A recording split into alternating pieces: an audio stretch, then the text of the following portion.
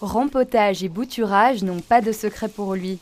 Philippe travaille au cerf communal depuis 4 ans. Aujourd'hui, notre maître de culture s'occupe de préparer les euchera. C'est facile à multiplier, donc celles-ci elles ont déjà quelques mois, presque même 1 an. Et donc là je les nettoie avant qu'elles partent sur secteur. Adieu les bégonias et autres plantes annuelles, place à des plantes vivaces. La commune a en effet choisi de s'inscrire dans une démarche plus durable. La sélection des plantes en fait, se fait via notre bureau d'études, Espace Vert, qui sélectionne maintenant, au vu du changement climatique, des espèces moins gourmandes en eau, bien sûr, résistants au stress de la sécheresse. On ne se voyait plus quand même jeter des plantes tous les ans, travailler avec de l'annuel. En plus, il n'y a pas un gros intérêt, même voire pas du tout d'intérêt en biodiversité. Des plantes qui vont aller rejoindre les parterres scarbécois, comme ici, avenue Louis-Bertrand, où les graminées côtoient désormais les tulipes.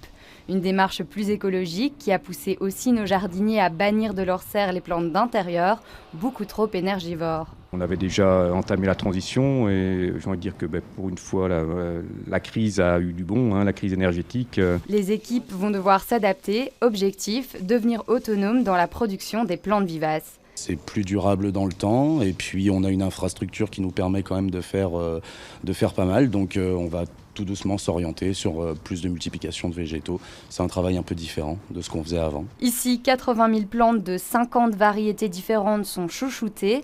Avis aux amateurs, les serres de Scarbeck ouvrent leurs portes au public le 30 avril prochain.